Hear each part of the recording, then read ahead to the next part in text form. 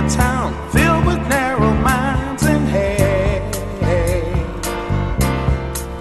They used to laugh at me, their children called me names, I would run and hide.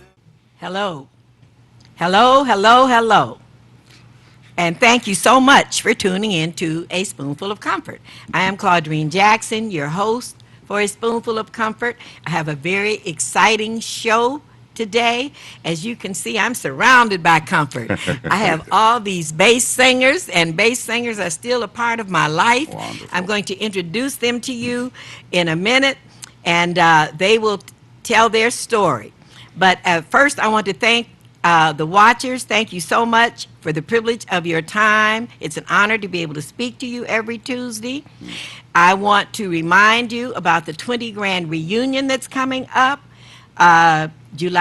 Saturday, July 6th at 7 p.m. at Burt's Warehouse, which is located at 2727 Russell, right across the street from Eastern Market. The 20 Grand reunion is to raise money for the Purvis Jackson Foundation, which is a charity that helps lower-income children with disabilities. Me, being the parent of a child with a disability who is now an adult, I know what these parents go through. So it was something that Purvis and I were very determined to do something to help the less fortunate. So with that out of the way, let me introduce you to my exciting guest today. Next to me is Trey Cruz. Trey Cruz was being mentored by Purvis Jackson at the time that Purvis passed away. Next to Trey is Jesse Peck. Jesse Peck replaced Purvis in the Spinners, and he also took on Trey because Jesse started mentoring Trey also. So he inherited Purvis's position and Purvis's prodigy. You said I had to, so. No, I wouldn't have said you had And he won't to. leave me alone. I can't get rid of this kid. And sitting on the end is Paris Delane, who, without Paris, I don't know if any of this could have been accomplished.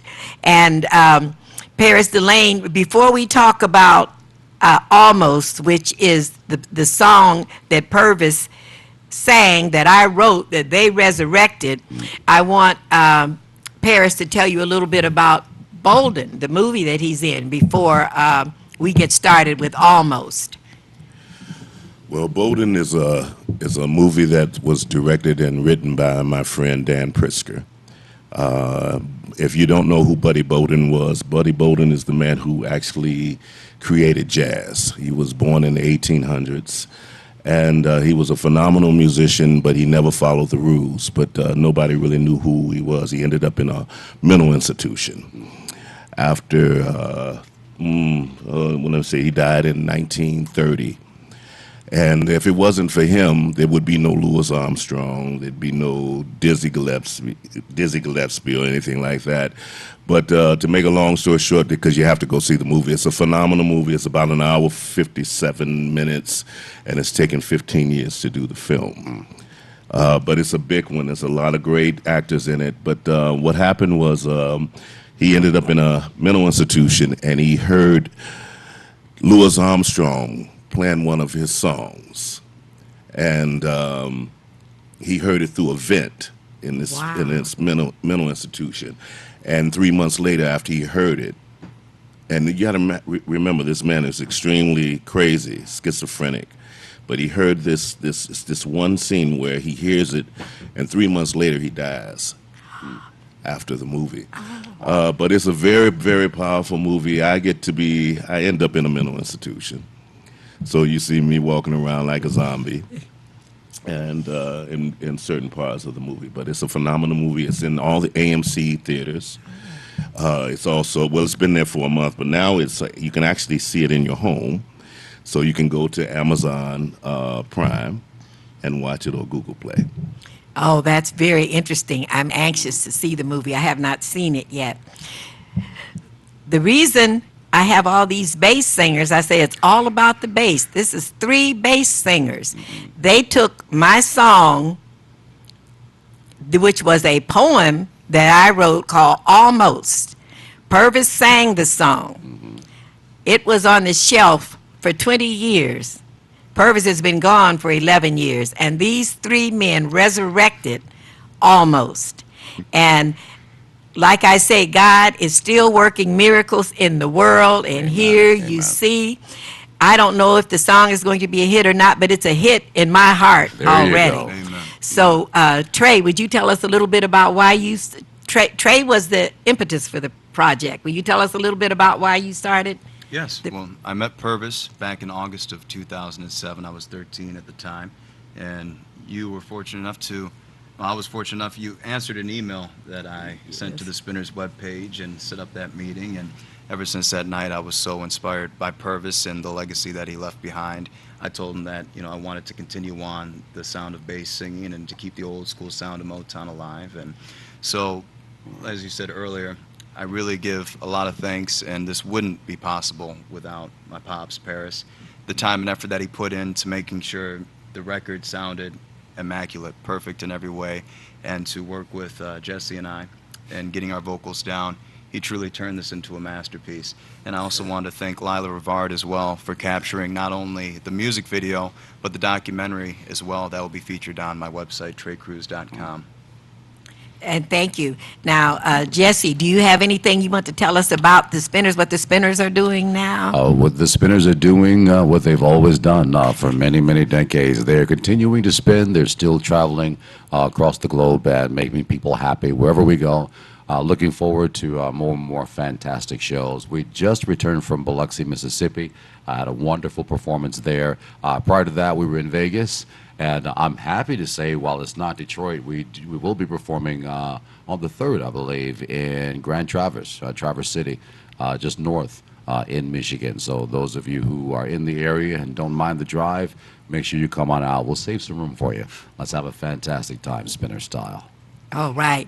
And I want to say that Jesse fit right in with the Spinners. When Purvis passed away, 1808, even before his funeral, there were 5 bass singers trying to replace Purvis. The Spinners did not rush to replace Purvis. They said, we're waiting for the right person to come along. We're not in a rush. So they performed with 4 men while they waited for the right person to come along, and along comes Jesse. Yeah, wow, indeed. Yeah, the blessed one, I'll say. The blessed one. It's an honor. And even after the audition, there was still, I waited months until hearing the final word from Henry Famber and Bobby Smith that I would actually be, or I am, the newest member of the Spinners, and that I would carry the torch of Purvis Jackson and wear his shoes as well, which I think we're about the same size. But it's been a wonderful journey. It's been 11 years now, and still going strong. We're busier than we've been. Geez, we just haven't slowed down, and we're getting younger. Our fans are getting younger and younger. We got the millennials. We got their kids coming now. What do you call them? The X generation? What do you guys? How do we label you all? I thought I thought he was a millennial. I don't know. We just call them kids, don't we? But that's because it's real music. It is. It's real It's timeless clean music that tells the story. When I was teaching, I would play Spinner music, Motown music in my classroom so that my students could hear real music. That's because they would come in singing very inappropriate songs. I'm sure. And I would say, you can't sing that in this classroom. Yeah, but Miss Jackson, it's a hit. Such and such got it out, and it's a hit. Oh, boy. I'd say, well, it's not a hit in here. This is the room where I'm supposed to teach you how to be appropriate. So I'm going to bring in some music and play that's appropriate for you to hear. Right. And they loved it. They loved it. We had relaxation time after lunch, and I would play Spinner songs, Motown songs.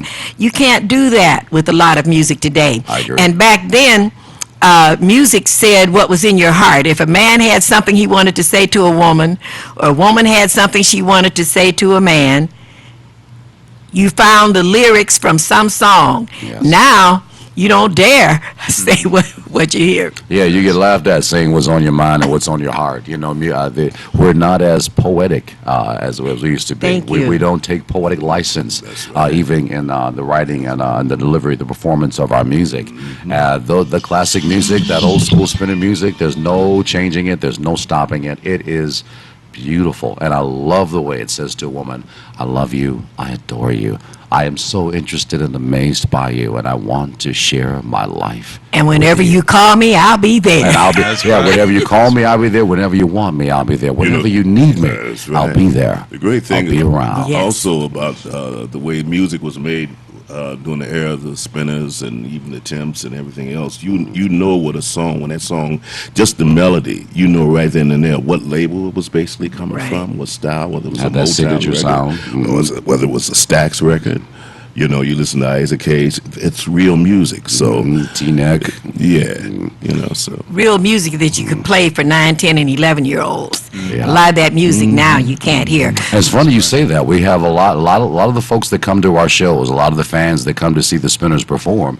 Many of them bring their kids with us. Yes. With them. And we go out on stage, and you see these kids in the front row with their arms folded, like my parents made me come to this. And by the second or third song, They're they're glad they came. really Yeah, into they're it. glad They they came. end up having as great a time as the parents. So the music is truly timeless, and it reaches all ages, all genders. It's beautiful music. The music does it itself. Yes, and the amazing thing is that thanks to these gentlemen, I have a song that's coming out.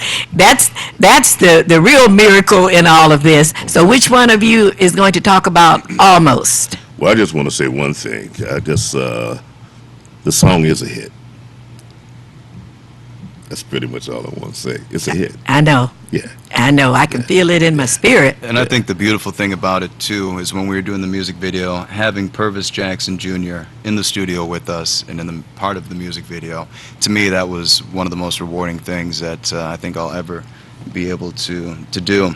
You know, it's truly a full circle moment to have him involved in this project. And just one more other thing. You have to understand that the time that I put into this record, when I'm there 2 or 3 and 4 o'clock, 5 o'clock in the morning, and the record is so good that I'm not tired of listening to it, because I've listened to it over 1,000 something times, mixing and doing all of that stuff, and it's just over and over and over. And sometimes, you know, there's some songs I've worked on, and you just got, okay, I got to get away from it, you know. It wasn't like that. I mean, right now today, I mean, I listened to Almost last night. Oh, you can listen to it over and over. And when they resurrected this song, they were doing it as a tribute to Purvis. So I had to ask them to put some more of their own voices on, because their aim was to pay a tribute to Purvis. They put their own voices on, and it sounds like Purvis was in the studio with them. It's Paris did such a beautiful job with, what do you call that, mixing? Or Yeah. is that what you call it? I recorded, mixed, and added some more instruments to it. I put horns and guitars and more piano, gave it a little bit more backbeat up under it, and you had to raise a lot of stuff up to get it raised, like perfect for radio. And I'm going to tell you something. I'm smiling. I'm as happy as a monkey with a peanut machine. I'm smiling too. We're all smiling. But And the video, oh my goodness, whoever would have thought that I would be a part of a video? That's another miracle that these gentlemen have orchestrated. PJ in the video, me and my daughters. It's we were video vixens. But I want to share the words to Almost with you. Purvis was going through my first book of poems called Let There Be Light, and he picked this song to surprise me with. It was a poem then. He picked it to surprise me with. And the words to Almost are, I almost had some money because I almost won. I almost missed the rainstorm. I almost saw the sun. I almost saw my ship come in, but it was not my time. I even almost had a love, and he was almost mine. I almost thought that I could smile. I almost stopped my crying. I almost said, well, I give up. I'm sick of all this trying. Well, almost is so far away and almost is so near that I can almost touch it. My day is almost here. So to the people that resurrected almost, thank you. And the thing is, we did more than almost. We did it. Yeah. You know, and I was thinking about the last interview that we had that Jesse had said. He says, "Well, when I got in, it was already patient. I was figuring out what do you need me for?"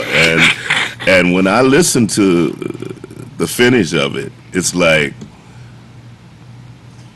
we needed you. Wow. Yes, yes. It would not have, you know, it would have been good. But with all three of us, and now that you with it, to me, not being arrogant and narcissistic, it's great. Right on. Right on. You know, it really, really is. And, you know, I've learned, I had to basically teach myself how to produce records. You know what I mean? But I've been around the best producers in the world. So, I mean, watching them, I didn't go to school for this. But the thing about, the best thing about producing, and Purvis is the example of it, the ears, baby Yes. girl. Where you can hear the music and you know the balances and stuff. And then when you got the product, the artists, like that young man right there, his day is, he's just starting. Yes. But he's way ahead of us. He's way ahead of us. He's the future. Yeah, big time. And he's got great mentors. Even I'm not even speaking of myself. You know, I'm talking about you guys. Y'all, you got them. And you're a mentor to all of us. You know what I'm saying? Well, thank you for that. I greatly appreciate that. And one of the things I wanted to say about Trey is old school. He is old school. He's a young man. Can you believe it? That's He's right. a young man, That's right. but he likes the old school How music. did that And what did you happen? say about bass? Well, to me, you know, being brought up with the old school sound, you know, really, you're not going to find music that talks about love and, you know, trying to bring the world together like the music of Motown and the spirit that runs through it. And I think that is the spirit in the music that has made something like this possible and that has brought three bass singers together in order to honor one of the originals that has created an institution that will definitely last longer than any of us. So I'm very blessed for that, and I thank you, I thank Purvis, and I thank God for such a beautiful opportunity. Will you tell us about your website? Yes. So the website is going to be trecruz.com, TRECRUZ.com. You'll be able to find not only the music video, the documentary that we put together, and also our first Spoonful of Comfort interview, as well as buying the album digitally and the physical CD copies as well. And all of that will be available by the next 20 Grand reunion on July 6th. Awesome. Yeah, it's a beautiful thing. I am so blessed and honored that you all joined me in this project of helping lower income children with disabilities. You know, Matthew 25:40, which is one of our guiding principles, is that which ye do for the least of my brethren, you do it also unto me. Amen. And I am one of the more fortunate people. I am greatly blessed. I am more fortunate. But my son is less fortunate. He has no idea of what his father accomplished. He knows nothing about all the things that are going on. So my feeling is that God wants those of us who are more fortunate to help the less fortunate. So I want to thank you all for having the heart to want to help the less fortunate.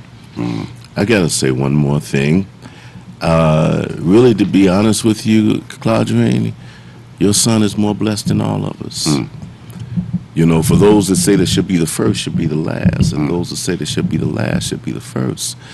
God is so with your son Speak on it. that he put him surrounded. He has a mother like you. And he has a still, whether he knows it or not, he knows his father. He knows.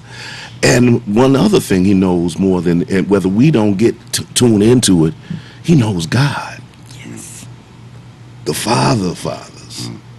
So God got him. And then, you know, I'm not trying to get on the negative side, but he doesn't get a chance to see and understand all the corruption in the world. Yes. We're killing each other in the name of God. We can't even get along, be happy just for someone to serve us a glass of water, right? when there are people in third world countries and not even that far. We can go right outside and see it. But your son, when he came, when you brought him to my home, you know, I didn't approach him too heavy. We just, you know, because the first time I'm meeting Right, him. right. But there was a presence in it. And it was a beautiful thing for me to just sit back and watch everybody. But to watch him with you, with you, your daughters. And when I got to edit, as well as Lila, I mean, she captured all of this stuff. But I got to edit this film, and I'm just watching and I'm having fun. It was like being Picasso or something like that.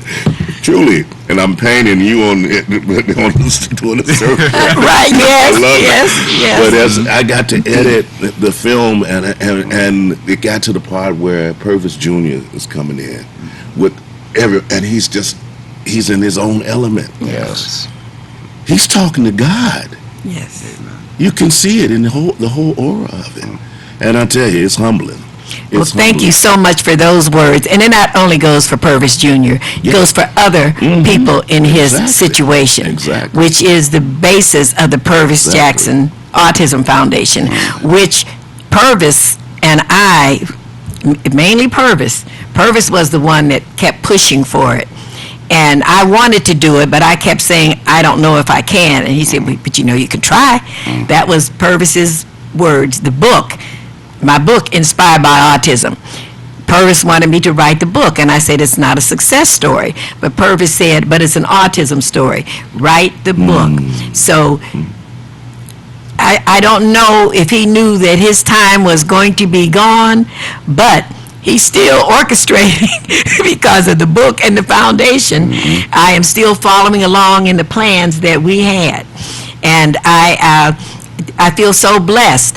And these gentlemen are my birthday present. By the way, happy birthday to you. Thank you. We love you. We love you so much. You are a wonderful lady. You are a blessing to everyone you come in contact with. I am truly blessed to know you. I love how you and your entire family welcomed me into the Spinners. It wasn't just the group itself, but the family of the Spinners. And I appreciate your thumbs up. I thank you for your nods of encouragement as we continue to spin and carry on the music. The Purvis, Bobby, Henry, Billy, that the original Spinners set forth. The music does it all. We're deliverers of the message, and I thank you. Well, thank you. And music is therapy for the soul. Indeed. And that's the kind of music you all make. So when I'm listening to music and I'm wanting to be uplifted and inspired and therapy, and then I hear some of that stuff they have out there that they say is music, I say that they don't know real music. People like the Spinners. But even before the Spinners, I don't know if any of you are too young to know about the Clovers and the Coasters. Yeah, I'm kind of young. I'm kind of young for that. I wouldn't, of course. The Boom Glows. The Moon Glows, yes. So Spaniards. Henry's yes, a big fan of the yes, Moon Glows, yes, yeah. and that was real music. Those were the people that the Spinners looked up to and patterned themselves You know, after. it's, one great song too as well. Happy birthday to you. Happy birthday to you. Boom, boom, boom. Happy birthday, dear dream queen. Happy birthday to you. Happy birthday to you. This is the best birthday present ever. How many people get to have 3 bass singers singing happy birthday to them as they approach 80? How about that? But I want to share with you all, I do have a book that's coming out before the end of the year, and I want to share with you my poem that I wrote when I turned 79. And I would not read it because people were saying, don't tell your age, don't tell your age, don't tell your age. Well, now that I'm almost 80 and 79 is in the rearview mirror just about, I want to share it with you. I'm 79 and I feel fine. And that's a sign that I still have time, that God's not through with me or you. So what can we do to start anew? To help the situation, to make a better nation, to get an education? We need a revelation Go ahead, of girl. how to do our part to to never break a heart. Right on. It's time for us to start. Now, what the future for me is my destiny to do nothing less than God's plan for me, to walk in the light, to do what is right, Yes. to now's the time to sing God's praise. And I will be praising him for the rest of my days. Dig it. And I'm so thankful that approaching 80, I have a future. There are still things that I want to do in the future. Cool. And thanks to you all, you've helped given me energy to continue to do things for the future. So we need to know that you can get 80 and still have life in you. So, I mean, you all are young. We're all different generations. I'm not telling anybody's ages, but I could be somebody's mother and somebody's grandmother. Well, I don't want to just glance over that poem. Ladies and gentlemen, if we will, let's give it up for Miss Audrey Jackson. That was beautiful. Didn't even know it. Quite inspiring. That's a hit too. That's a hit right there. Trey, you working on the music already? Did you hear it? Oh, Okay. definitely. We're going to hit the studio. We'll be back. Well, Purvis was the one that inspired my writing. He was the one that kept pushing me to do something with it, because we wrote songs together in the beginning, back when the Rosy Glow of Love, in the beginning, I was writing and he was writing, and he loved my writing, and he's the reason for the first book of poems, Let There Be Light. The time has gone way too fast. I am so thankful and so blessed to have had my guests, Trey Cruz, Jesse Peck, and Paris Delane. Thank you so much. Please tune in next Tuesday for a Spoonful of Comfort. And didn't I get comfort today? It's over already? It's over already. Almost. Almost. Okay. Almost. Bye, everybody. We love you. Yeah.